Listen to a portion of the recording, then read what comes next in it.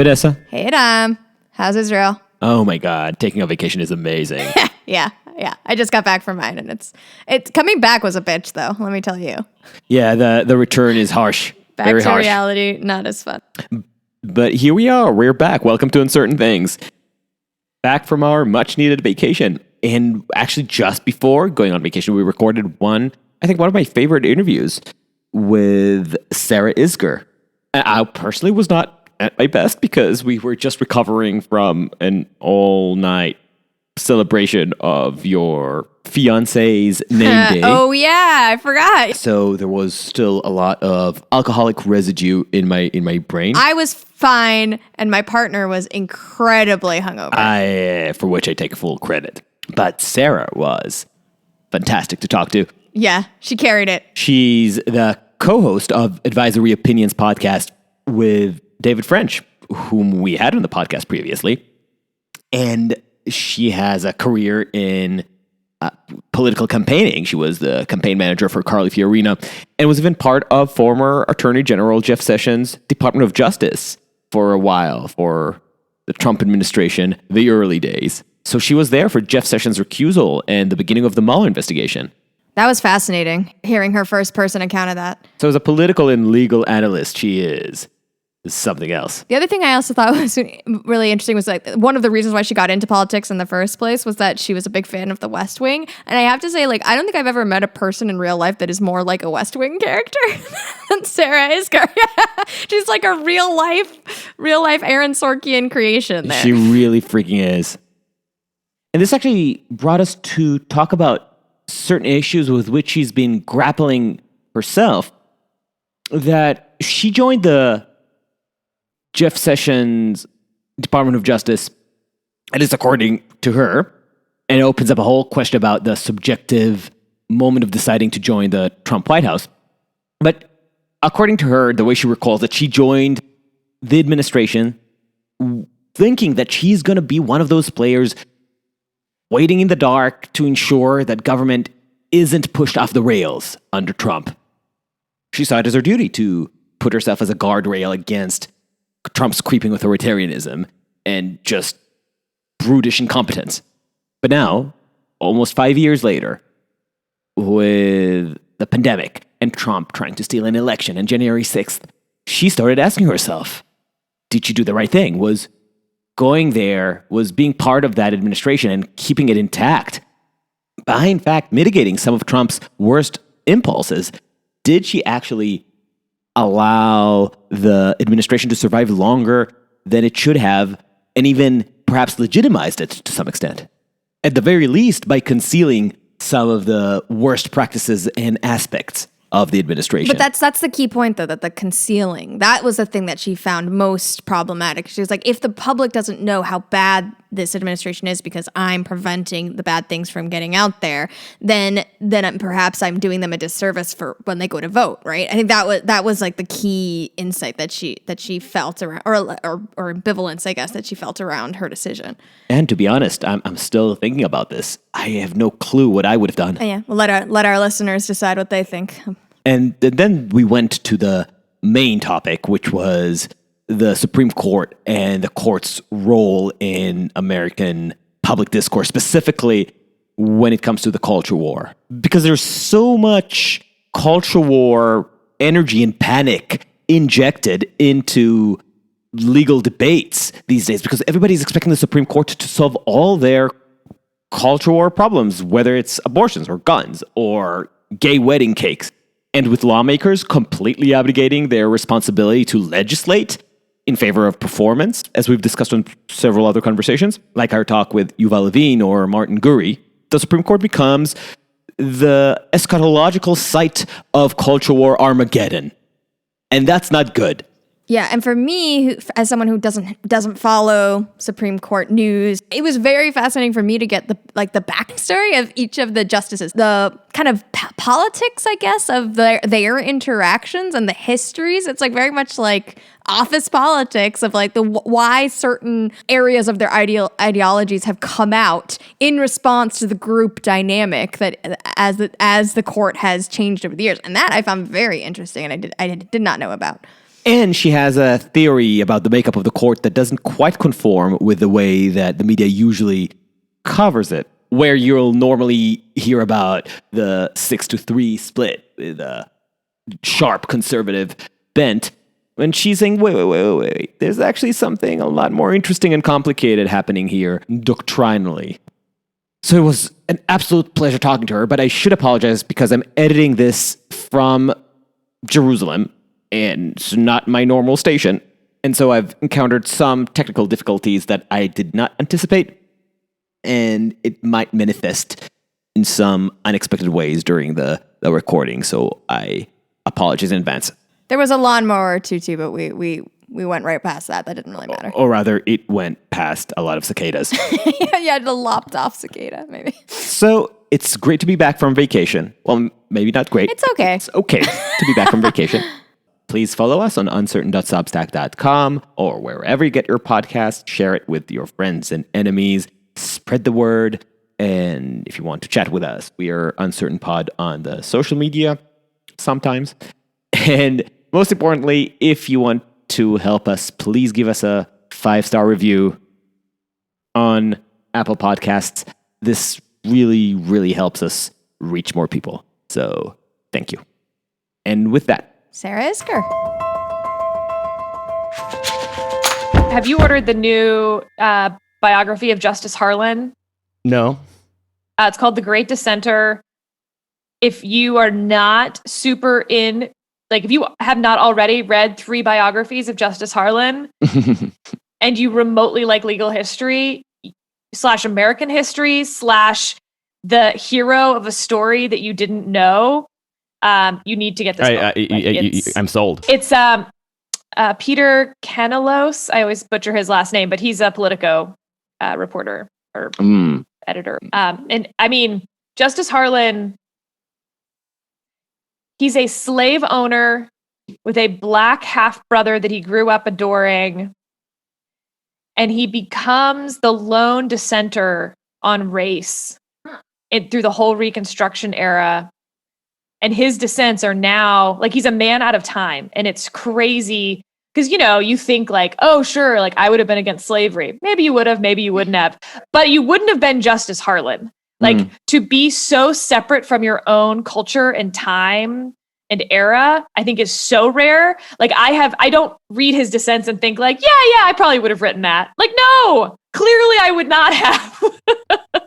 That actually already rings at something that I want to get in later, and just how and it didn't even occur to me to frame it in that context. But I was thinking about the impact of culture on, broad culture and public moods on court decisions and trends in the courts, as opposed to, internal doctrinal debates about legal theory. How do you see this relationship playing out right now?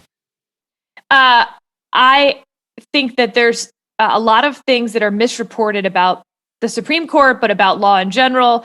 And I think that one cuts on one side and one cuts on the other. On the one hand, I think there's way too many headlines that put cases always in a political context, even when they're not. And I find that very frustrating. It politicizes the court unfairly. On the other hand, I think it is also hilarious when we treat justices as if they are sitting on Olympus in robes and that they don't live in the communities that they live in and go to the Little League games and chit chat with people over brunch. Of course they do. They're people here too. And so they're absolutely affected by the culture of our time. They're people too. They have likes, they have dislikes, they have pet peeves. And it's there's a subgenre to that, which is bad facts make bad law and good facts make good law.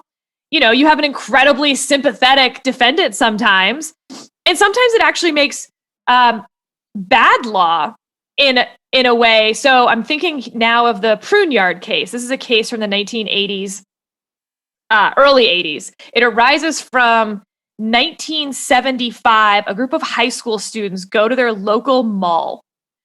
And they have a petition and they want signatures for this petition. The petition is about Israel. They're mad about something related to Israel. I don't even remember what. So they want their sort of BDS version in 1975 for this petition they want to send to the UN, I believe. So they go to the mall, and the mall asks them to leave. And the question was, do they have like this First Amendment right at a mall that's privately owned? And the thing about this case is it's so like they're high school students and they're getting civically engaged, and it's a petition, like sort of the quintessential First Amendment right.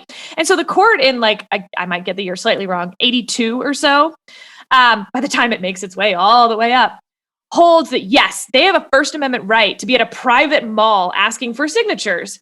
And basically all of our First Amendment jurisprudence since then is like, no, that can't be the rule. Like, what if they weren't high school students? What if they were white supremacists trying to like stand on their soapbox talking about how, something about the Jews? Clearly the mall has a right to kick them out then. And yet you have Pruneyard. I tell this whole story because those justices lived in their communities too. They were incredibly sympathetic to these high school students just trying to get engaged. And it made some bad law that we're dealing with the repercussions with now in a lot of cases that are going to come before the court in the next couple of years. And I look back on that case as one of the quintessential examples of good facts can make bad law. Where do you see this tension playing out in the immediate future? Yeah, so we're about to have a lot of cases about whether private actors have to create a space for speech they disagree with. The most obvious is social media, right? This idea that maybe Twitter or Facebook have to allow speakers on their platform to say whatever they want. And as long as it's not violent or pornographic, that they have to serve as a platform. And in some ways, Facebook is a lot like the mall. And so people look back on that Pruneyard case and think, well, that's like, in legal terms, like about as good of analogy as you're going to get from 1982 to 2021.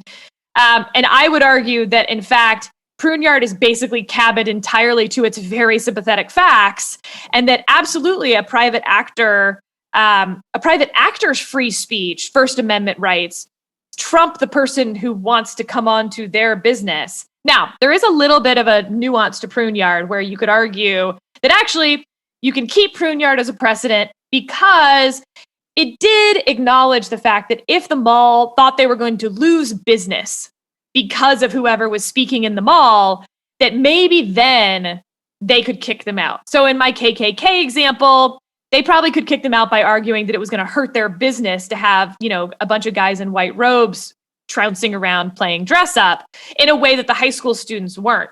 I actually still think that's not correct, like in any other First Amendment case that we've ever seen.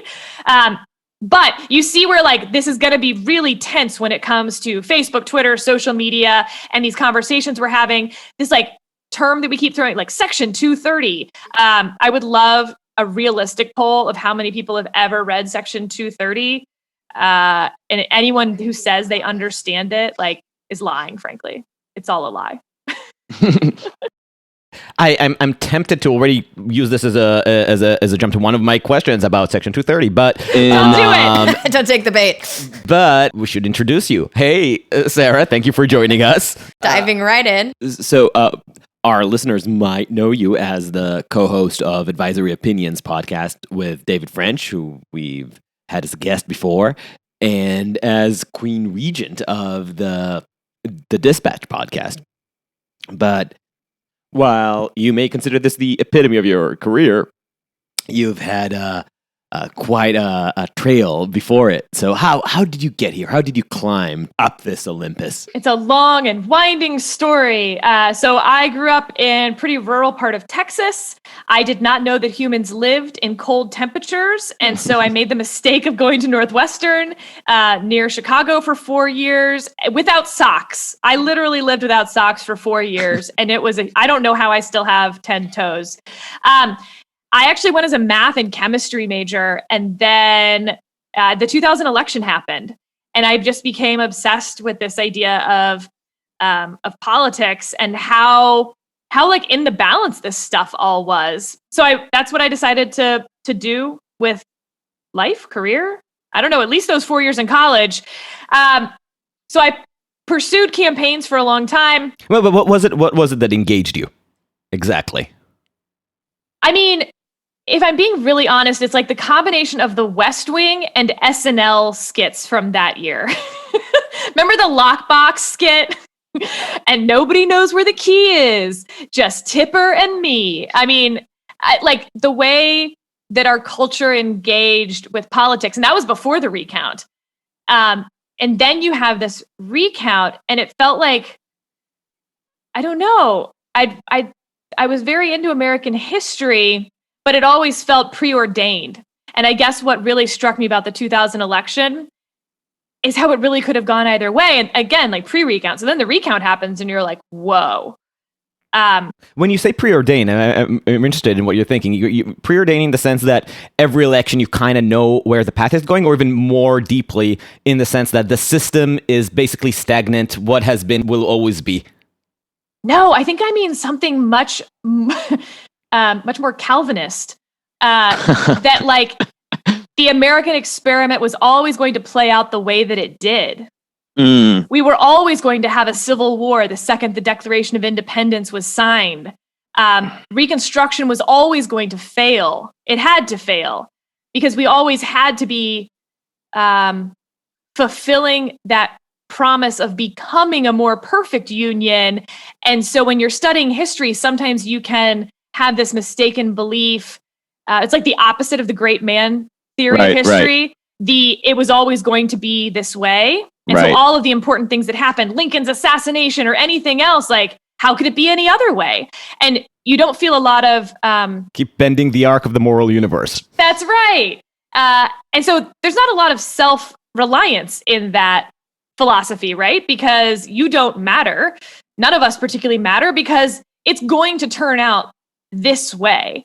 And what struck me about 2000 was like, wow, it sure doesn't feel that way as you're watching history play out. You know, this is something that I've been struggling with myself, because I realized I thought that I have eschewed many religious and cultural biases that I grew up with, and I thought that I have a very sober approach to history, whatever that means. I mean, I guess even just this definition alone shows how still biased I am in my cultural perceptions. But this is the opposite of drunk history. It's sober history. Exactly. It's not just history, just not as fun, but with a lot less people throwing up in the end of the episodes.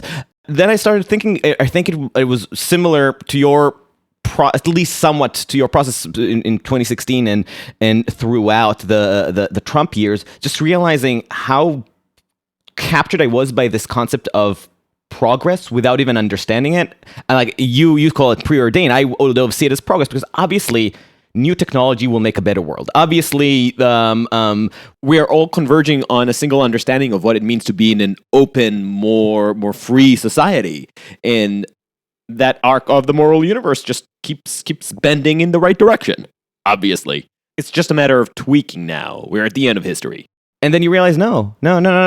People could very happily adopt, I don't know, types of regimes that I thought until this past 5 years have been completely forgone or just like left to decline. But it was just a matter of time until everybody around the world would catch up with this wonderful vision of democracy, shining city on a hill, etc. So it's difficult to come to terms with this. It's the arrogance of the present. The arrogance of the present. Put ourselves in the position of what it felt like in 1932 to live in the United States and watch what was happening in Germany, or for that matter, to live in Germany. Because to us, it feels preordained or inevitable that we were always going to win World War II. So in some ways, we think World War II was sort of a net positive, right? Like lots of good things came out of it. But when you're sitting in 1932, there's no way you think that we're bending towards progress and arc toward good. Nope. I mean, Hitler was never elected to anything technically, but at the same time, you have to think during those elections, he comes in second, then he's appointed, then there's, the fire at the Reichstag. Like, if you're living through all of that, it does not feel inevitable how that story is going to end. So you have this moment where you realize that things aren't preordained. People have agency over their politics. Slash, they're at the will of whatever fates or recounts happen. Like two sides of that. The furies of the recount. So that's what I threw myself into.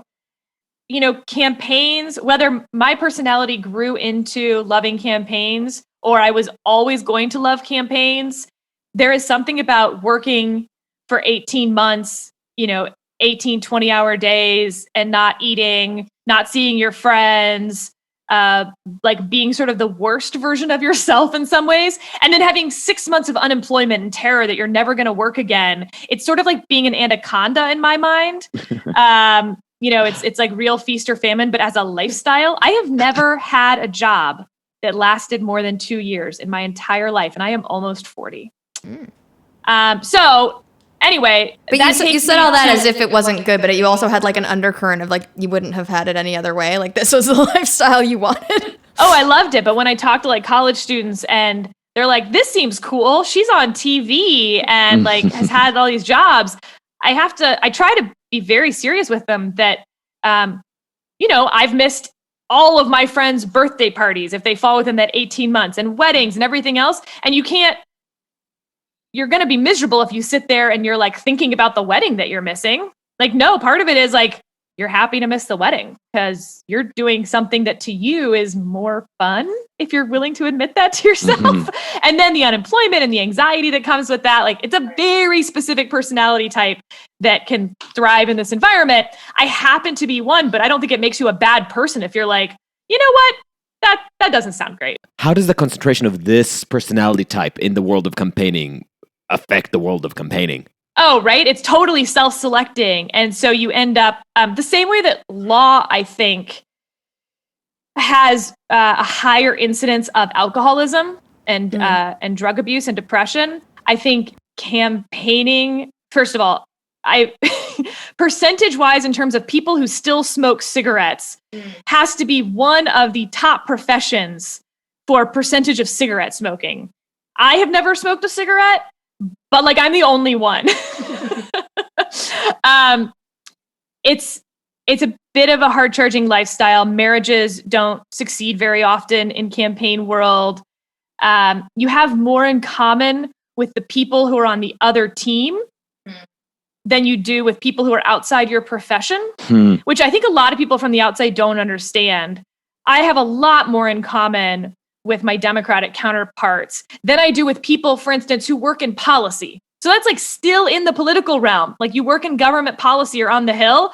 I have very little in common with you, even if you're on my team, quote unquote, because you don't know what it's like to live out of a suitcase, like a non-checked bag, a carry-on suitcase for 3 weeks where you go buy underwear at Target with a dude you just met 3 days ago.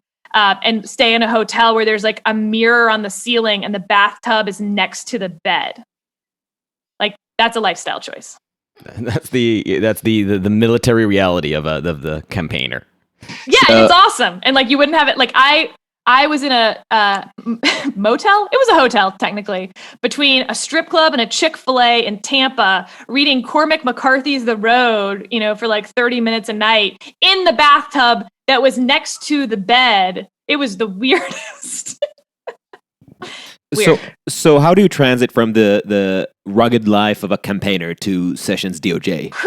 So there's like like the very practical answer to that and the philosophical answer. I'll try to give a short version of both. So the practical answer is I had just finished up on Carly Fiorina's campaign. I went to Harvard's IOP. I was deeply concerned about Trump winning the White House.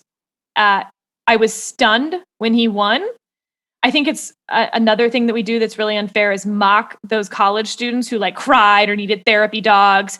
They were told by adults that the world would end if Donald Trump won, like the country that they knew would end, and that it would never happen. And then it happened. What do you think 18-year-olds' response is going to be? And it's really unfair to judge them for the environment that I contributed to creating for them. How do you see yourself responsible for creating that environment? Because I told them it wasn't going to happen. In the sense of, in terms of polling, in terms of just the preordained perception again taking over? This is not what America is. It's not going to happen. Was it the reality of the numbers that you were looking at that made you say, just you can be rest assured, or was it just this picture doesn't fit? I can never see it materializing. So it's funny. I go back and look at some of the notes that I was sketching out during some of the Carly days, and I literally said, I wonder what it felt like in 1932 Germany. But then at the same time, I'm not acknowledging the possibility that he can win. Because as you said, right, America doesn't, in my mind, do that. And so it can't happen. At the same time, I'm telling the students that I'm looking at the numbers in Michigan and that they don't make sense. Hillary Clinton visited Michigan, I think the Saturday before the election, but the numbers were saying she was up by 8 points. And I said that something's wrong here. They have internal numbers. You would never, your most valuable asset at that moment is your candidate's time. You would never send your candidate to a +8 state on the Saturday before the election, which means they think Michigan is at most a +2 state and trending downward. And it's Michigan. And I remember saying all that in class on Monday and saying, but look, that being said, it still can't happen. So I'm arguing against myself in that moment. I know the operative part of my head knows that they're about to lose this race, but the American history part of my brain that's now controlling my mouth said it couldn't happen. And I wonder, so I remember that moment, those days of going to bars, watching the debates. When you think it was still just fun and games. This is bars in New York. Bars in New York, yes. Bars in New York. And I remember, and maybe that's me being, not raised in the US and having a foreigner's perspective. I remember just how the dance would go. Trump would give his quips. Hillary would have her reposts. And people would boo Trump, applaud Hillary, and would say she destroyed him. And then you could see the articles were already being read. You can hear the typing of the Huffington Post writers blogging Hillary eviscerates him. And I was just watching it. Did she though? Am I missing something? I guess I'm so disconnected with American culture that to me it seems that he's just dominated the debate, and I can hear who he was speaking to, what he was saying, where he was resonating. And I couldn't, and despite somebody who was a prone Democratic voter, Hillary wasn't hitting any note, and I was like, what am I missing? And apparently I didn't miss anything. What was shocking to me was just the amount of people, public figures, dominant voices, who apparently couldn't see what was happening, and all that with the dissonance of simultaneously saying this is the most dangerous thing that has ever happened in an American election. And also, this can never happen. So I'm wondering, as somebody who had to deal with the numbers from the perspective of people who may be in office, as opposed to a pseudo-journalistic blog, do you think that these cognitive dissonances were the result of fear that this might truly happen, or just some heuristic belief that there's going to be a deus ex machina that's going to make everything right? So it's hard to answer. I guess, no, I don't think it was born out of fear. It was born out of, it just can't happen. It just won't happen. He was elected, when they called the election, it was November 9th, which is my birthday. It's also the day the Berlin Wall came down. And I didn't understand, I wasn't 18. And anyway, my dad wrote me this email that I'm an inbox clearer. I feel like that's people fall into one of two categories. You either have 25,000 emails in your inbox or 3. I'm a 3er. When I go to bed at night, I want the fewest number of emails possible. And those emails are to-dos, except for one. And that's an email on November 9th, 2016 that my dad wrote me, sort of trying to help me make sense of what had just happened. And I think that when we look back on that election, we're sometimes a little unfairly hard on ourselves. You have the two most disliked candidates in American history running against each other. And it keeps ping-ponging back and forth. When the election is a referendum on Donald Trump, people remember why they dislike him, and he drops in the polls. When the election is a referendum on her, she drops in the polls. Think back to like September 11th, she collapses at the church. It becomes like referendum-y on her, and she drops in the polls then. So the hot potatoes getting passed back and forth, and Jim Comey gave the hot potato to Hillary Clinton in those last few days. Do I think that Jim Comey is the reason that Donald Trump got elected? I think that's a little unfair. Like in law, we have something called proximate cause and but-for cause. But for that, maybe he wouldn't have won. Jim Comey is not why Donald Trump became president. So like people need to, McKay Coppins, who wrote the piece kind of daring Trump to run, is not why Trump became president. There are a lot of factors going on worldwide. No, it's Jon Stewart's fault. It's Jon Stewart's fault. No, yeah, obviously it's just totally 100% on him. But I do think you have to bear in mind just how so deeply disliked they both were. And you can run, the numbers 6 ways to Sunday, as I have. I still go back and look at the 2016 numbers sometimes. Like late at night, a question will pop into my head. And it is a perfect storm. Polling also had issues this time around, right? I think this was the first thing that we talked when our interview with David was on November 4th. And results were still kind of leaning Trump. And I remember the sinking feeling of, but you said that the polling were right this time. And I think I may have put David just a little bit on the spot because the two of you had just come out with an episode before the election saying how the polls were going to be right this time because lessons were learned and corrections were made. So what's up? Yeah, so they didn't get it right. The difference is that it didn't change the outcome this time. Right. And so people are having less of this fit. Hairsuit wearing fit about the whole thing. So first, let me just say, I love that we trust polling less. I think it makes for lazy political reporting. And so I would love if everyone just decided on their own that polling is totally useless and we shouldn't even look at it anymore, let alone write headlines on it or stories or use it for, every cable news segment. Take John King's magic wall and smash it, put a sledgehammer through it. The freedom that we will feel after polling. So that's all to say, to the extent I'm about to defend polling, I would love a world in which we use no polling. So the theory of the pollsters, when you're looking at fewer than 10% of people you reach out to responding, is that the 10% were no different than the 90% in the ways that were meaningful. And the problem for them is that they only have to be different by like 2 or 3% for it to take over your whole polling problem. And so it turns out that the 10% that were responding to surveys were meaningfully a little bit different than the 90%, not by a lot. I think that the whole the phantom Trump thing, the Trump voters don't answer surveys, isn't true in 97% of Trump voters.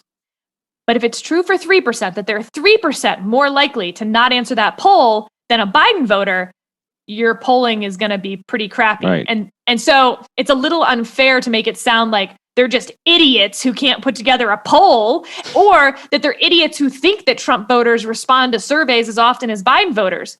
Yeah, 97% of the time they do. But of course, when you're talking about a close presidential election, 97% ain't good enough. I was actually really interested in the polling around the New York City mayor's race. Mm-hmm. And totally decided that I was just not going to pay any attention to the polls because talk about a race that's hard to poll. 5.6 million registered voters in New York City and turnout, which they didn't know what turnout would be. They were like, turnout will be between 600,000 and 1.1 million. Well, that makes a huge difference. If it's 1.1 million people, then you missed 400,000, nearly a third of your electorate when you polled. Nevertheless, they got it, pretty good for when you're talking about a 10% turnout number, which is way different than a presidential number. So at some points, I think we should be in awe of how good pollsters are in a really hard environment. And at the same time, stop thinking that they're scientists who are, just adding 1 + 1. It's not quite that either. So I sidetracked us like completely from your narrative. I'm at fault. That was the short practical explanation of how you got to the Sessions DOJ. So you're sitting in front of the classroom. You're telling the kids it'll never happen. Cut to it happens. Then what? Cut to it happened. I get a phone call asking me, the next week, whether I'm interested in joining the administration. And I was very honest. I said, you should probably go back and see all the things that I said about the guy who just won. That being said, I was raised to believe that if you are asked to serve, you have a duty to serve. If you have something to contribute, you have a duty. We want good people in government. We don't just want sycophants and toadies. And so I did. And I was there's a reason I went to the Department of Justice. I'd worked there twice before. I literally love the building. Best reason to work anywhere. It's an incredible building. The artwork in it. If you ever have the chance to take a tour of the Department of Justice artwork, the chief librarian will give you a tour. Oh my gosh, my heart just sings. It is built in 1932, so it's all these WPA projects, and the artwork is trying to convey what the rule of law should mean. It's aspirational. It is showing race in the country. It's showing gender in the country, and not in a way that was remotely realistic in 1932, which makes it to me more beautiful. That is not the reality that they were painting. It was the future that they wanted. How great is that for justice, which that is sort of how justice works, right? Justice is not our reality. It is an aspiration. Anyway, talk about sidetrack. Sorry, I get very poetic about my favorite building. I also knew the Department of Justice had some independence from the White House and had a responsibility to hold people accountable when necessary. I thought that I was particularly well suited to defend the 120,000 people who worked there. Maybe I was, maybe I wasn't. The Russia investigation happens, and it was my job every day to go out there and, at least in my view, be the front line as literally on both ends of Pennsylvania Avenue. So DOJ is at 9th and Constitution. So the White House is to our right, and the Hill is to our left. I mean, every single day we are taking sniper fire from both directions. And my job was to sit there and repel every advance to protect the people behind me who were actually doing the work so that they didn't have to worry that they were about to be targeted. And that sounds like I'm being overly dramatic, but it was not. I mean, they were trying to pick off members of the special counsel's team, career folks within the department, make examples of them, try to get them fired. And I loved being the defender of that team. And that was an honor. Now, I wrote this op-ed in the Washington Post because at the end, so the White House tried to fire me 4 times. In the end, they were obviously successful. I was relieved of my duties the day after Sessions was fired. I was always sort of uncomfortable after that with the concept of we need good people in government. And I couldn't really figure out why. And so it took me, 18 months to write this 1,000-word op-ed to try to explore my own feelings on why I was uncomfortable with that notion. Because why, right? It still makes sense to me. And what I decided was that for all the reasons that you want good people in government, it also obscures what the principal wanted. Every time that we told Donald Trump that something was illegal, that he shouldn't do something, that he couldn't do something, voters were not getting a true sense of what a Donald Trump presidency meant. And you fast forward to 2020, I published the op-ed in December, by the way, of 2020, which will become important here in a second. But You fast forward to 2020 and he gets, whatever it was, 74 million votes. I feel like I contributed to misleading at least some of those 74 million people about what that presidency would have looked like. Now, the problem is, fast forward a week after I published the op-ed, I published it on Christmas Eve, and you have January 6th. And thank God we still had some good people in government who refused to go along with that. What if we hadn't? That was my next question. Yep. Yeah. So like my thesis was at both bolstered because that's who Donald Trump would have been for 4 years without good people in government. And I think then perhaps he would have been more repudiated at the ballot box. At the same time, then you have January 6th, where like the institutions of American government became so vitally important. The depressing question that is ringing in my head when I heard you speak, would it have mattered if they had a clearer, more transparent picture of who the man is? Right. Because didn't we know from early days, and just despite all the things that were prevented, the things that got out gave us a very clear picture of who the man is, what his ethics are, his approach to power. So I don't think so. Yes, there is some percentage of voters who would have voted for him in all of his flaws. But there were a lot of voters out there who said, you know what? I don't like Donald Trump. I don't like the tweets. I don't like his attitude. I don't like the stuff he says. But I like a lot of what his administration has done. They've done deeply conservative things at the Department of Justice, at the Department of Education, the Pentagon, whatever. I feel like I misled them. That wasn't Donald Trump doing those things. That was all the people who just slotted themselves into these slots because he didn't know not to put us there in a lot of ways. Two, there's a small but mighty contingent of what I call the Butt Gorsuch voters.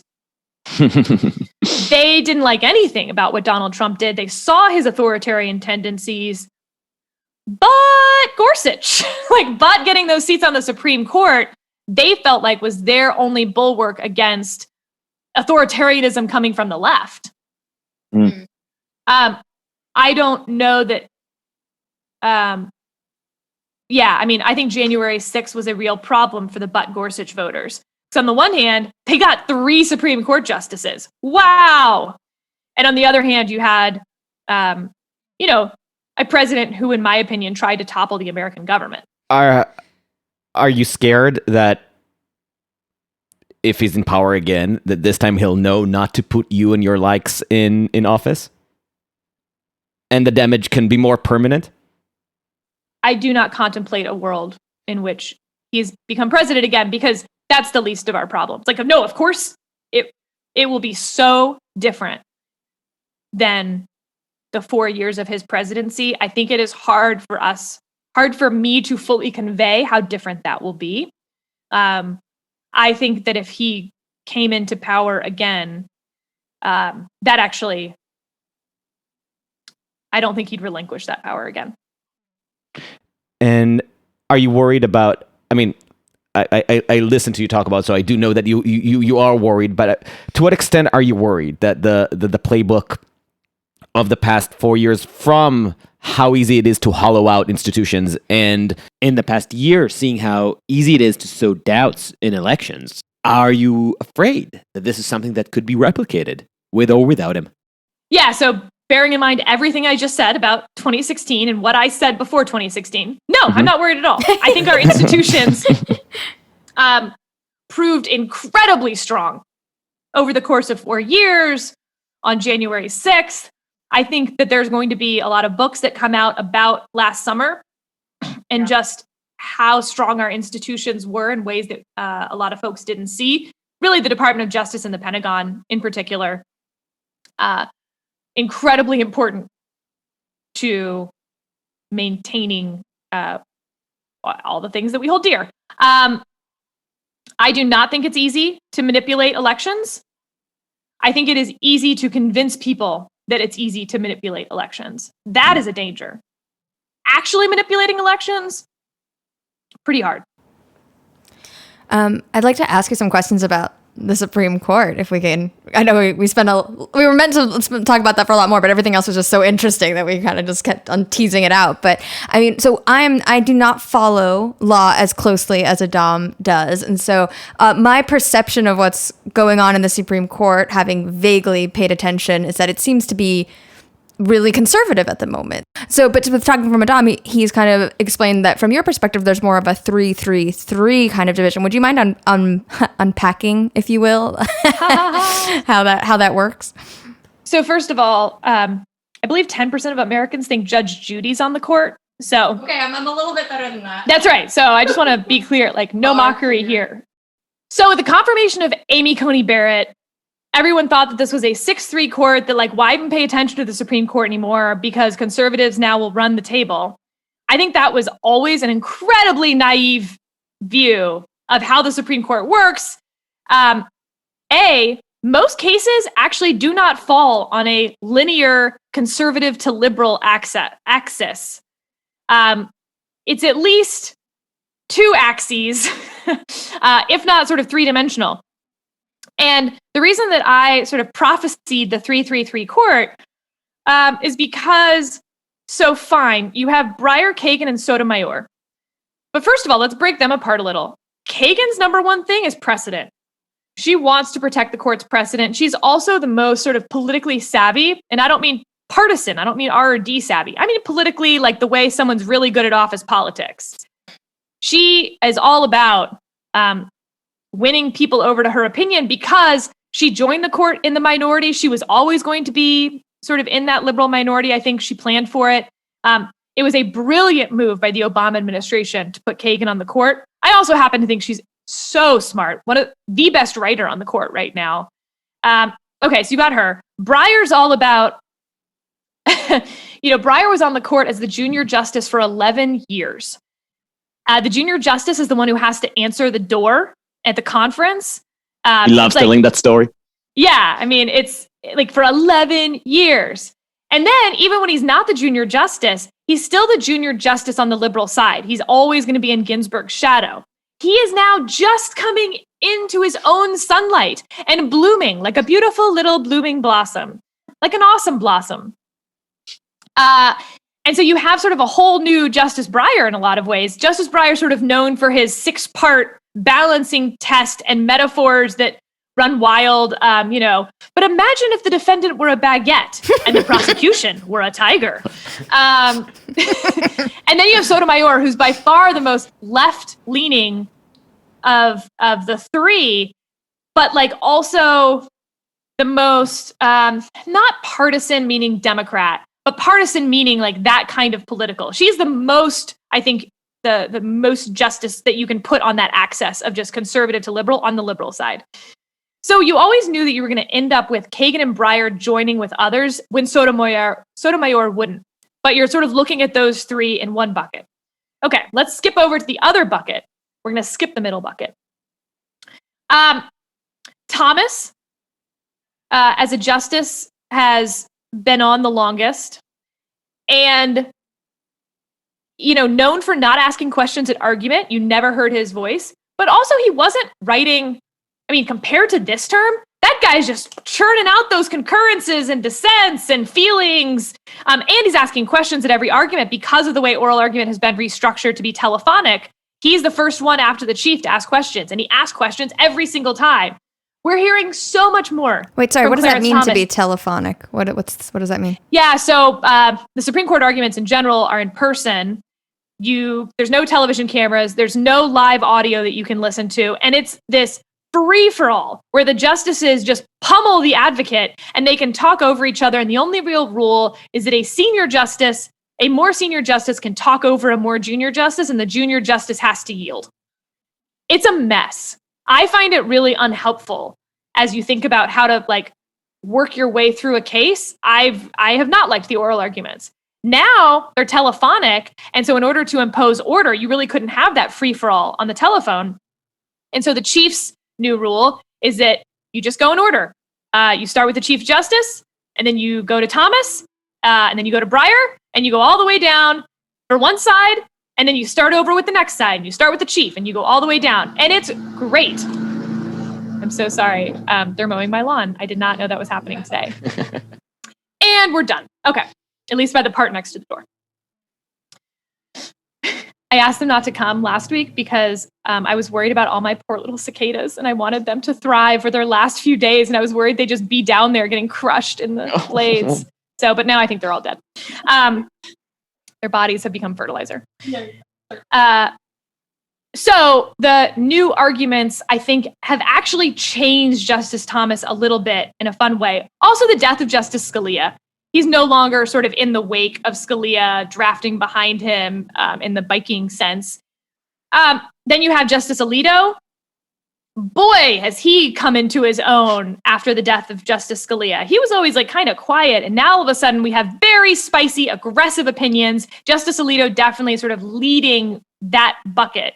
So what is it about the absence of Scalia that made them jump in? Is that a personality thing? Is it just like a matter of character's destiny? Like now Scalia is gone, people are more comfortable being themselves because they're not in the shadow of this towering figure? I think Justice Scalia and Justice Kennedy leaving the court in close proximity has wildly changed the personalities on the court. I think it's not just his personality, Justice Scalia's, though I think that's part of it. He had an imposing personality. Everyone loved him, all of that stuff. But also remember, he's the father of originalism, the philosophical legal school of thought that even Justice Kagan has adopted. So when Justice Scalia says, here's what an originalist thinks, it's going to be a little hard for anyone else to be like, well, actually, and he's like, really? Did you invent originalism? No, I didn't think so. But now you see the court really grappling with that. You have Justice Gorsuch saying, no, this is what the text says. You have Alito saying, absolutely not, you buffoon.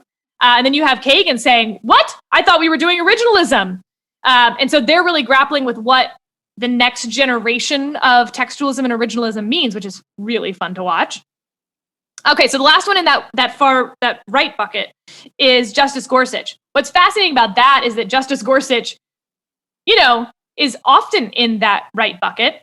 Or he's writing the Bostock opinion saying that Title VII includes gender identity and sexual orientation. I was really hoping you were going to bring this case up. I love it. If only for Vanessa's sake, to enjoy the difference between originalism and textualism, which is like, you hear those words so often, and even though the meaning is in literally the word, a close textualist reading of the name could give you an idea of what they are. Still, can you explain what happened there? And why is the right so mad at Justice Gorsuch? All right. So we have a few intra-conservative fights going on. Originalism, according to Justice Scalia, is sort of what the original public meaning of a phrase would have been at the time of the founding. Textualism is what the words mean. Now, I know that can overlap, right? So an originalist is always a textualist, but a textualist is not always an originalist. Gorsuch is more a pure textualist.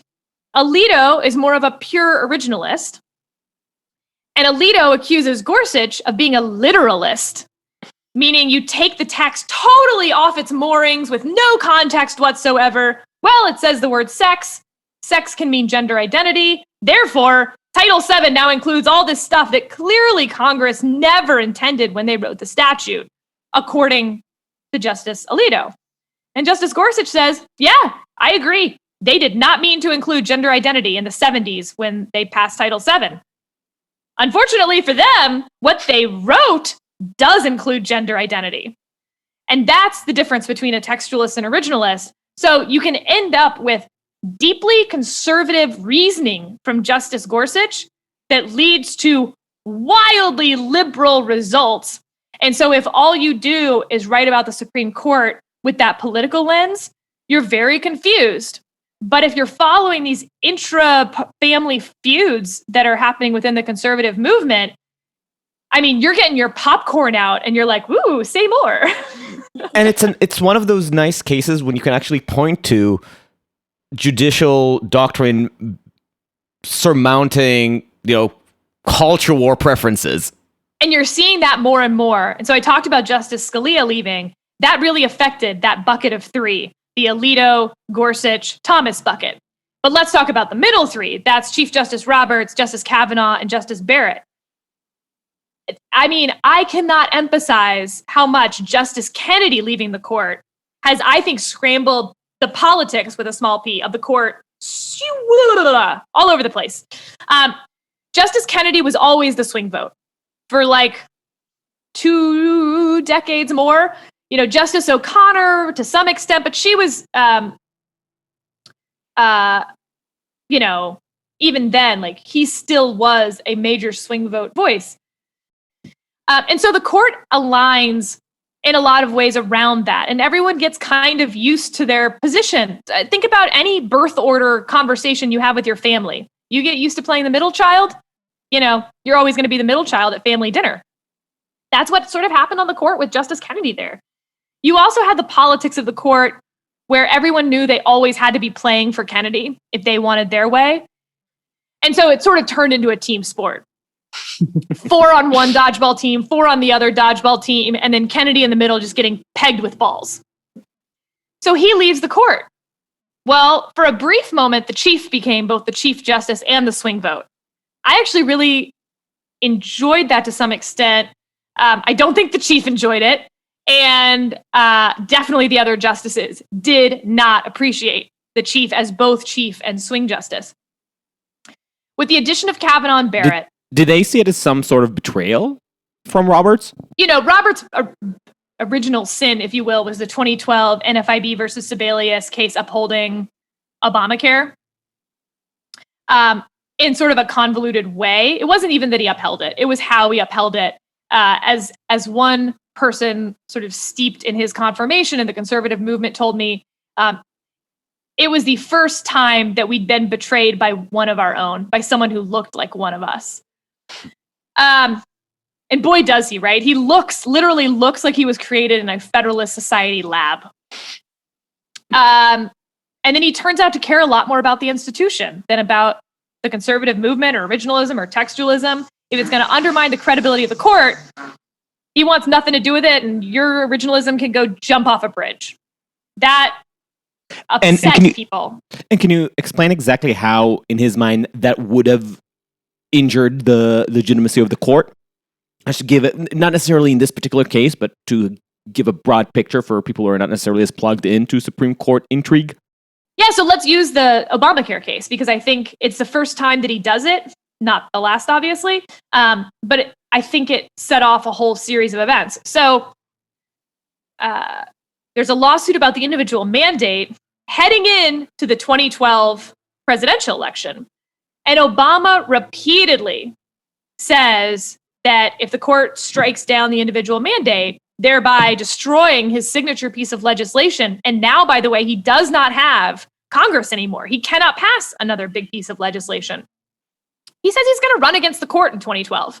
He is going to turn them in to the number one issue and expose them for the political branch that they are. Well, when you look at the sort of popularity and trust in institutions like Gallup poll or whatever over time, Congress is like at 12%. The court is one of the most, if not the most, trusted sort of government institutions. Police officers, firefighters usually beat them. Members of the military often beat them. But like, that's not quite the same to me. And I think for Justice Roberts, maintaining the rule of law means maintaining the reputation of the court and its legitimacy in the eyes of the public. And sometimes, therefore, in that logic, the rule of law has to bend to the legitimacy of the court. Now, his detractors would say, then it's not the rule of law anymore. That's not justice being done. You are politicizing the court by trying to not politicize the court. And I think there's good evidence that that's exactly what's happened. But I think if you don't take seriously what the Chief Justice is trying to do, that you've missed how hard that job really is and what it would mean if Obama had run against the court in 2012. Like, failure of imagination if you don't think that's a tough debate on both sides. So that's the position of the chief when he's the swing vote there for like one term, like half a term. It is really fun to watch for someone like me. But then you get Kavanaugh and Barrett joining, and now the three of them are the swing vote together. And oftentimes, it's not all three of them. You may pick off two. Sometimes it's the three. And it makes it way, way more interesting, way less 5-4 decisions. You're going to see very, very few 5-4 decisions, I think, moving forward from the court. A lot more 7-2, 8-1. So far, I think we've only seen 1 6-3 with the alignment, the 6 Republican appointees versus the 3 Democratic appointees in any of the major cases this term. And it was on the right of union representatives to enter, private property to go rah-rah union stuff. There was a California law mandating that they could. There was a lawsuit about whether that was then the government sort of taking property from the farmers in this case. That was a 6-3 alignment. But again, if you think of them as the swing vote, as the 3 justice swing vote, it changes how you view even the 6-3 decisions. And what for them, for the swinging 3, are the main issues at stake? They all care about the legitimacy of the court, though not to the extent that the Chief Justice does. They're very much looking forward all the time of how this case will affect the next case, and not just the law that's being made, but winning over the fellow justices will be harder if you write some really aggressive dissent or something about like what a moron Justice Breyer is. Well, it's got a little hard to go knock on his door the next day and go, hey, do you want to join my majority opinion in this other case? So there's that aspect to it. I also think that overall, they want the smallest outcomes as possible. So the Supreme Court, in any given case, can sort of have these broad sweeping statements of what the law is moving forward.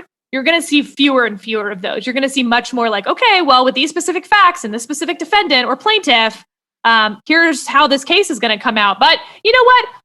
We're not really going to give you any guidance moving forward on like how big a decision this is. Taking the angry cheerleader case, which is my favorite case from the term. This is a case where a high school student doesn't make JV cheerleading, goes home, real angry that night, gets on Snapchat, and she uses the full term. I will not, out of respect for your audience, I suppose. F cheerleading, F school, F whatever, middle fingers up. And she gets suspended from the cheerleading squad. And the question is, the schools have a right to restrict speech when you're at school. Do they have the right to restrict your speech to punish you for your speech when you're not at school? That's like sort of a simplistic way of putting it, but that was the question. And the court today said, it's hard to have a bright line rule about this. Look, in this case, no, they can't punish your speech. It wasn't disruptive, F cheerleading, like whatever. That's adorable. But like there could be examples where you can suspend them. And so we'll just have to see how those cases play out. XOXO, the 3 swing votes, and you're going to see more of those. They could have had, I wanted the case to come out that absolutely not. Let's think of this as like 4 different types of speech. On school grounds, talking about school business. Okay, fine. I think that the school can probably police that. On school grounds, not talking about school business. You wear a F the draft t-shirt to school. Can they punish you for that? I don't think so. But they can, according to the Supreme Court. Okay, so then you've got off school related to school. That's what this was, right? She's talking about cheerleading. And then you've got off school, not related to school. Surely the most protected speech that students could have. I wanted them to say, like, if you're not on school grounds, the school has no authority to punish that speech. Whatsoever. There are criminal things that can happen, like just like you or I. It doesn't matter if you're a teenager. If you threaten someone at school, if you are harassing someone, bullying someone, stalking someone, We have laws about that, criminal laws. Go after them for that. But this idea that school administrators who have no real training in the First Amendment and are state actors can punish you. And by the way, if you're at a private school, of course they can punish you because you have consented to having your First Amendment rights curtailed. When you go to a public school, you're not consenting to that. And by the way, Justice Alito's like, yes, you are. No. Because you are required to go to school. If school was just like a fun choice that you got to make, okay, that'd be interesting. Or if we had only charter schools where you could pick which school you go to, but they're public, they're technically paid for by the state, even if they're privately run. Okay, I'll think through that. You're mandated to go to public school or some school. And if your parents can't afford private school or to homeschool you, you got to go to public school. And you don't get a choice of which school you go to.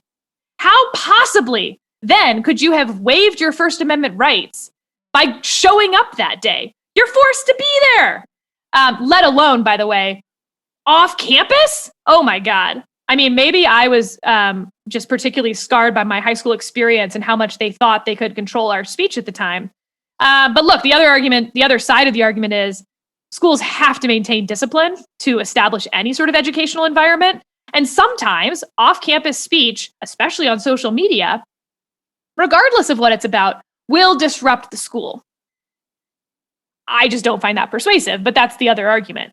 But anyway, they made no bright line rules. They didn't discuss sort of my 4 categories of speech and say, here's where the school's power is at its zenith. Here's where it's at its nadir. Instead, it's like, case by case. Boy, this stuff's hard. And why is that they're shying away from a more sweeping decision, do you think? I think it goes back to that institutionalism. Mm-hmm. It's harder to write those very political headlines. It's harder to turn the court into a political punching bag in an election year if they're deciding small ball. That being said, this term had cases that lent themselves more to that. Next term is going to have a hell of a lot more. It's going to be a lot harder. So you've got the first real test of Roe v. Wade. You've got a gun rights case. You will probably have a case on affirmative action that'll be like the affirmative action test case at this point of whether schools can consider race or whether these schools can discriminate against Asian American students. You will not find a reporter in the country that will write about the outcome of those cases in the headline in anything other than political terms, in what we would consider political terms. It will affect the legitimacy of the court. And by the way, Roberts, Kavanaugh, and Barrett know it. Now, what's really interesting to think about is it takes 4 justices to take a case.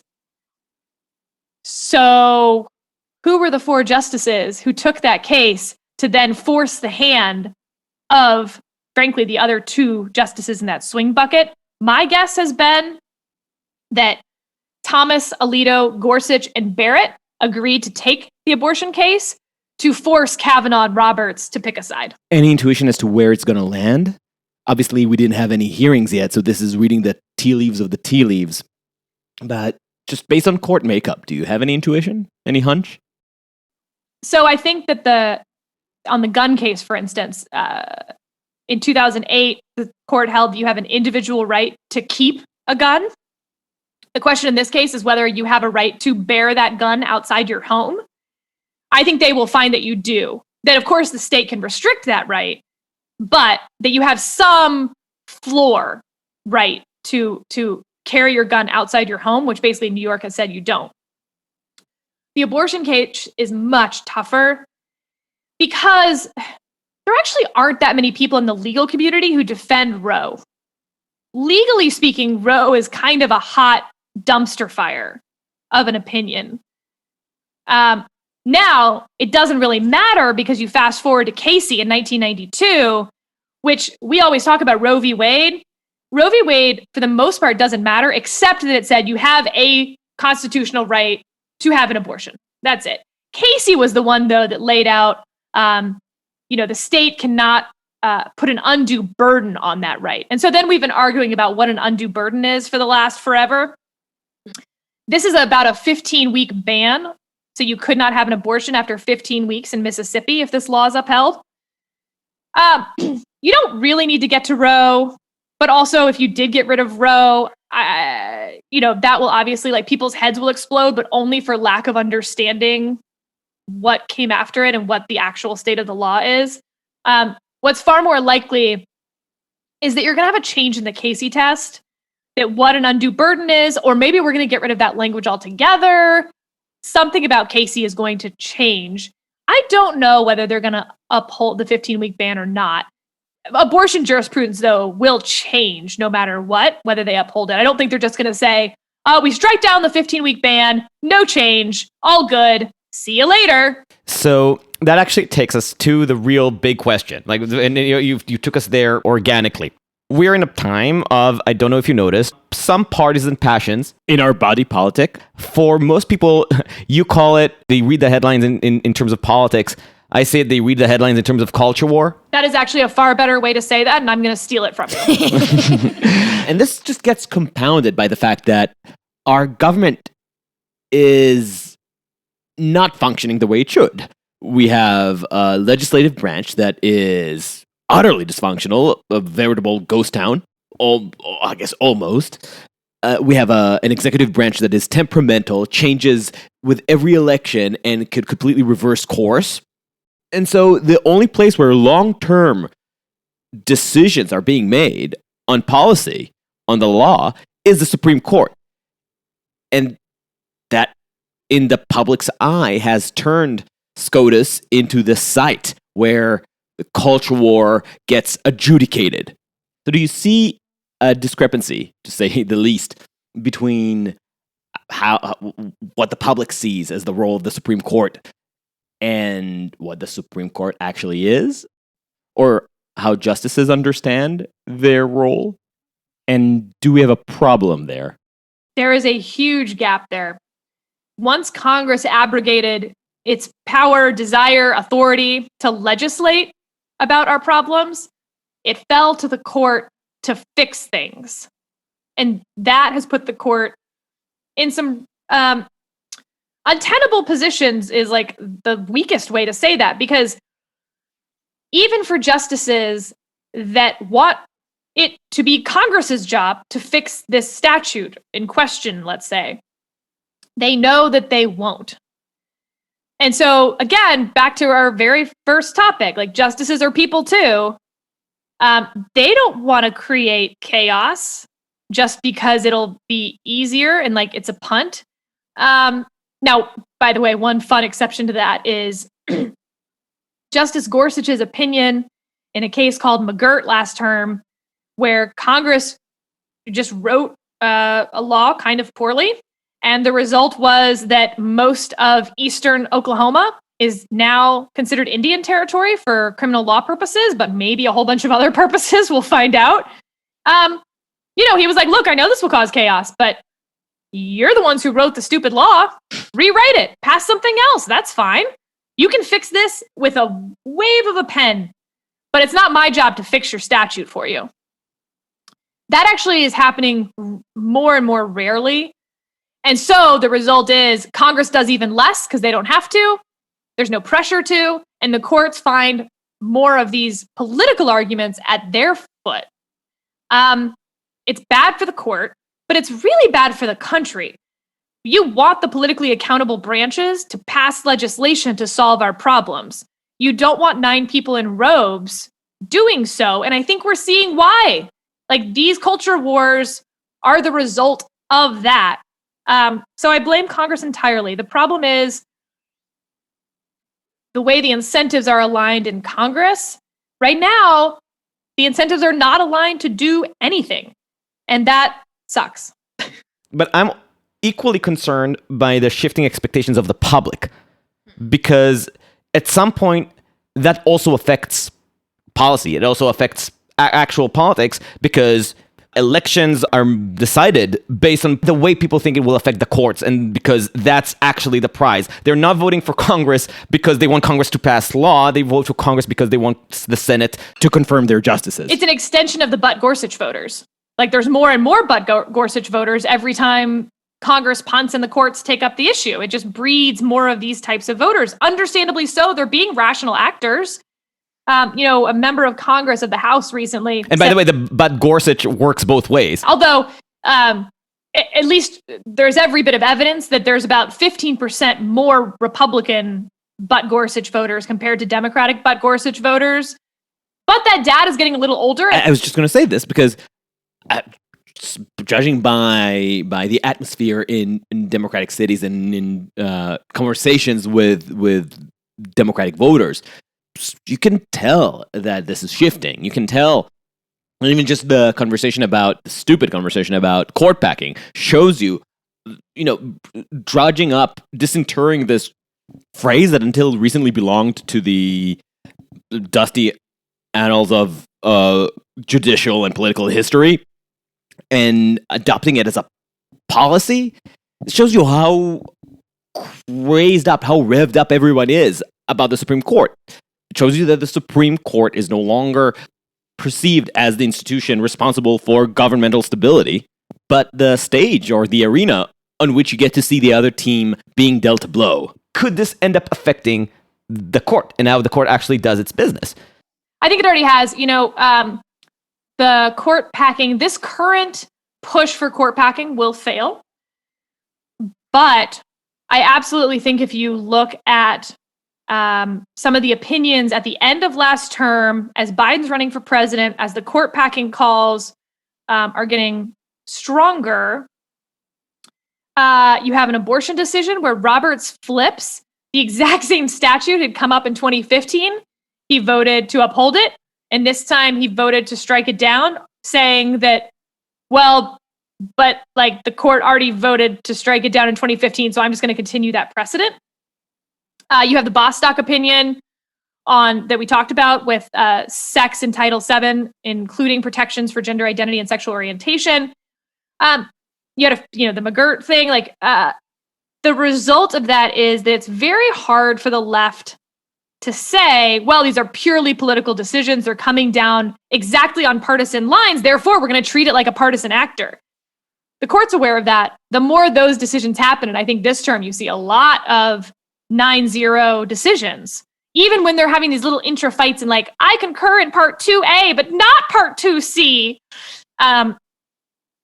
They're very aware. I mean, Justice Breyer is wildly against court packing. He gave a 2-hour speech about it. They're aware that part of the way to defeat court packing, to maintain the institution, is to not look like you can predict the outcome based on who appointed who. I think that they're taking that pretty seriously, and I think the results, especially this term, but also last term, bear that out. And you seriously think that there is a chance that if that wasn't a threat, if the public mood would have been different, results would have been different? Yeah, I guess I do a little. Yeah. Wow. Is that a good thing or a bad thing? Because this is the argument about the chief, right? Where some people say that is undermining the rule of law if you're willing to change your vote based on something other than the facts of the case before you. And others say, yeah, but surely the American experiment is more important because if that falls, then the rule of law is gone anyway. And I'm sympathetic. The idea if you add justices to the Supreme Court, the rule of law is gone then. And I think, I try not to take a whole lot of sides in the sort of partisan culture war parts of the court. But it is so disingenuous when people say it's no big deal to pack the court because it was never set at 9 justices.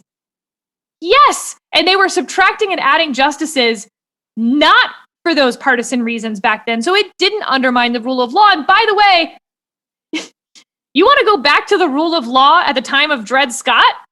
It wasn't great, folks. That's what the Supreme Court was back then. The history of the Supreme Court, it has not always been such. It has built that institution. It has built its legitimacy in the public's eyes, brick by brick. And, the famous Justice Jackson, the Supreme Court made its opinion, let's see them enforce it. That resulted in the Trail of Tears. Vanessa's spouse, who's still recovering from last night, I find myself arguing with him exactly along these lines. I find myself channeling my inner Breyer in bringing Jackson's famous statement, but the entire process of developing legitimacy, and it's one of the vanities of the present, as we discussed. That assumption that because we were born into a version of American democracy that is stable, that it has an equilibrium between the branches, assumes that this is just how things are, and that it's simply resilient enough to withstand any small changes that policymakers might come up with. And again, by the way, this is not just a Democratic problem. I would argue, and I don't know if you'd agree, that what McConnell did with Merrick Garland really pressured the public legitimacy of the courts. And in many ways, I think it has created, or at least radically exacerbated, the current nomination arms race on both sides. So the confirmation battles are so Montague and Capulet at this point. You're going to go all the way back to Bork, aren't you? A lot of people started paying attention at the Merrick Garland phase of the confirmation battles. And I think that's the mistake that McConnell made, was sort of assuming that everyone was 45 years old. Surely you remember Bork, you remember what your team has done, so I'm in the clear. Yeah, Reed got rid of the filibuster. Y'all, we have a whole verb to bork someone, and it doesn't mean boink. And then they say, yeah, but there was stuff happening before Bork. I think the confirmation battles have become so toxic, and the justices want so badly for that not to be the case, and there is nothing they can really do about it.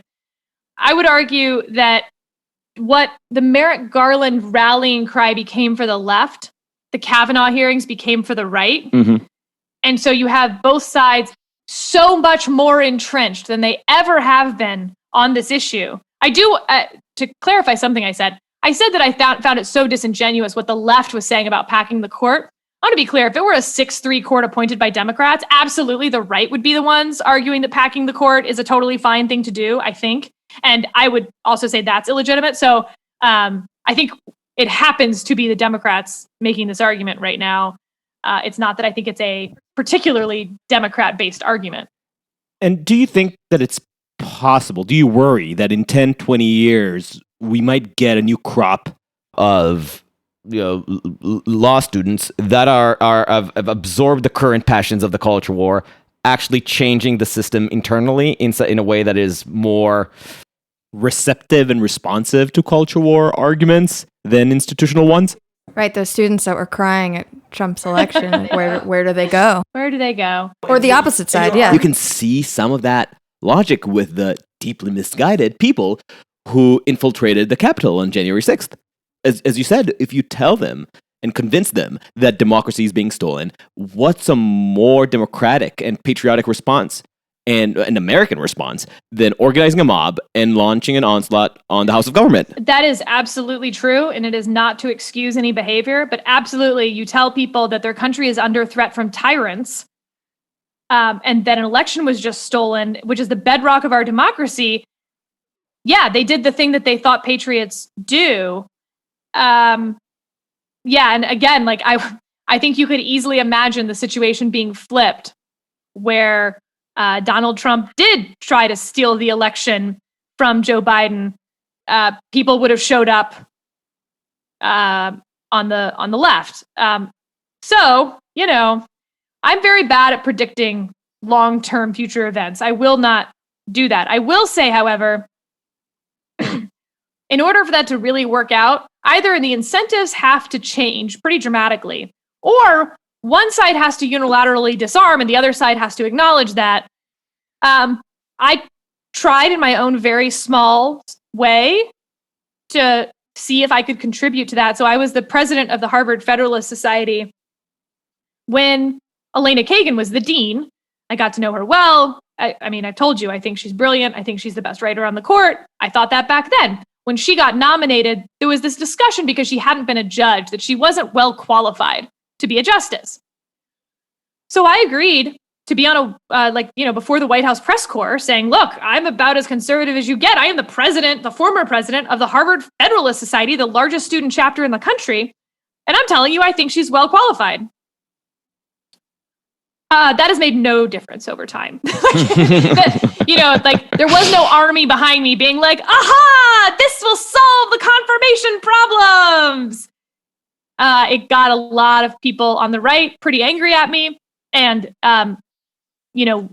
won me no goodwill on the left because they assumed I was doing it for some nefarious, secret conservative purpose anyway.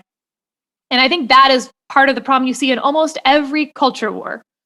Switching sides is punished, not rewarded.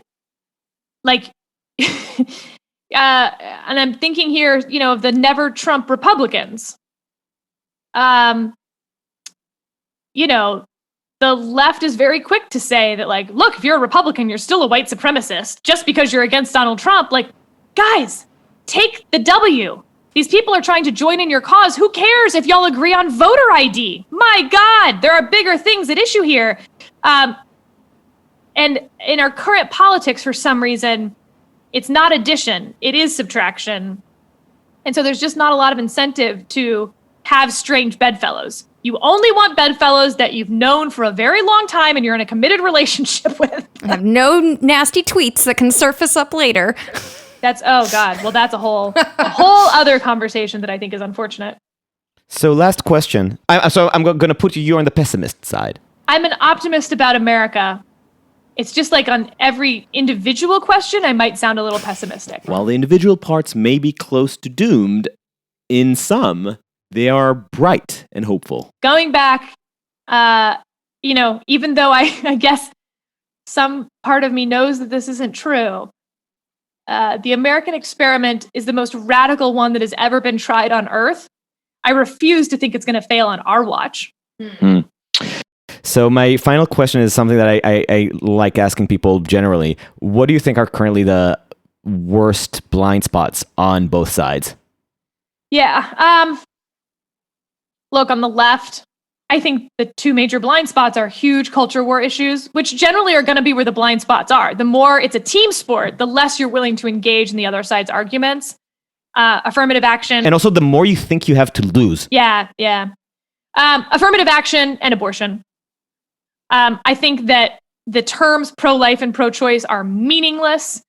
I think we need to start talking to people about, like, what is a law you actually want? Where do you think the government's role is in this? Like at the press briefing yesterday, the day before, they asked Jen Psaki, does the president believe that a 15-week-old fetus is a human being?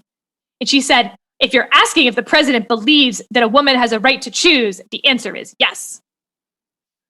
No, that's like the worst way for us to have this conversation. Even if he says, yes, I believe it's a human, then let's talk about what policies stem from that. I don't think that just because we abandon the terms pro-choice and pro-life, that dictates the policy outcome at all.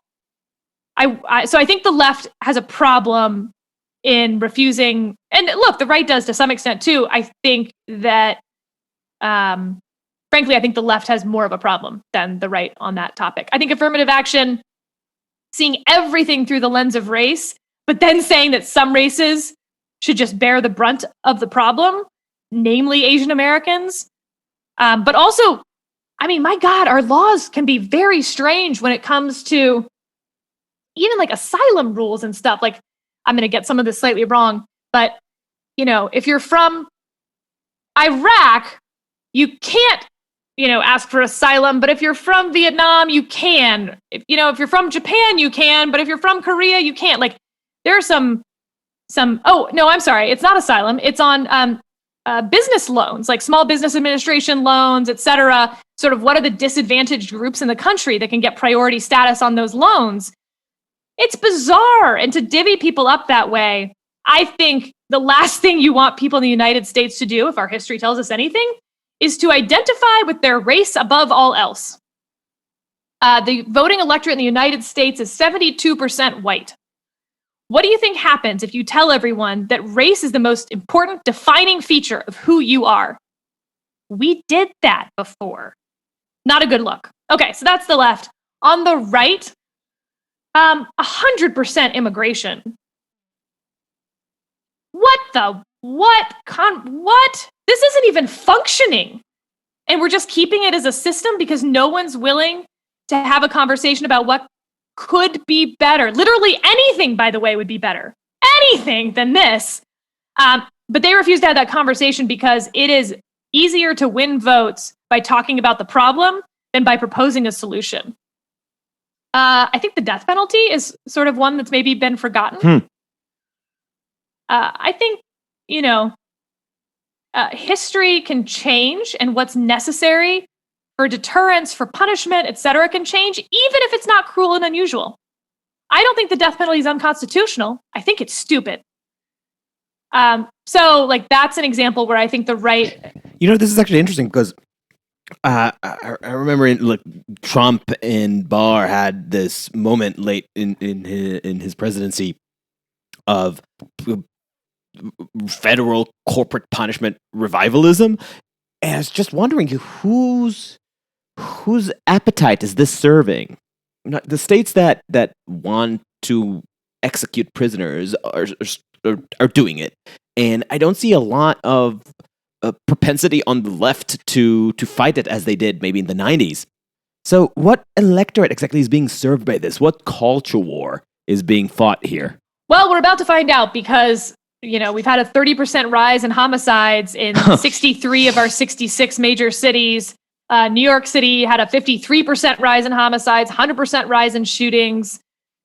Yeah, we're about to have a repeat of the 90s in terms of our politics. Yeah. I think 2022 could be all about public safety issues, and criminal justice reform.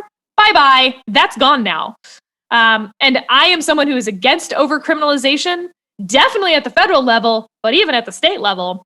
I'm going to lose this war. Sarah, thank you so much. Thanks, guys. Yeah, so closing thought, go read The Great Dissenter 100%. Or just read the Wikipedia page on Justice Harlan, and that will get you in the mood to go read about him more. We should all aspire to be Justice Harlans on some issue in our own life. I loved your last question because I think it is the question that Justice Harlan answered correctly for his time. And I think that too many of us don't even ask that question. And every day we should be asking, how can I be more like Justice Harlan today? What is that issue that no one else sees that I can fight for? Do you have a poster of him up yet in your house? Or just a tattoo? You know what? My son just turned 1 year old. Is it too early to get him a little Harlan tattoo on his little butt? or at least what would Harlan do t-shirt? Yes. Oh man, I hope they make those. I'm gonna go. Is it too late to rename him Harlan? Well, I have a rule in my house that whatever mammal comes in the door next gets the next name on the list. So who knows? Could be a baby, could be a dog, could be a tortoise. You never know who's going to get named Harlan. Could be a bear. I'm very into cicadas, so we're just lucky I didn't name a cicada that could only live for 5 weeks. Well, it's not a mammal, so it wouldn't have counted anyway. Oh, good point. Yes, I did specify mammals, not arthropods. So, Sarah, are you dying under this inundation of court decisions? No, thriving. I was made for this storm. Thank you for listening to Uncertain Things. Follow us on uncertain.substack.com or wherever you get your podcasts. Give us a 5-star review on Apple Podcasts if you're feeling generous. And until next time, stay sane. What do you feel like talking about this weekend? This pre-weekend Friday? Oh, I'm always for more sooner, right? I'm a hungry hippo. I will just eat all the pebbles and gorge myself. I don't worry about the fast. There's a movie from the late 90s with Ethan Hawke called Gattaca. Yeah. And so the whole premise of the movie is this guy who shouldn't be able to overcome and be as strong as he is, and his brother asks him, how were you always able to beat me swimming out into the ocean? He says, I never left anything for the way back. That's my life mantra. Who cares what happens after this?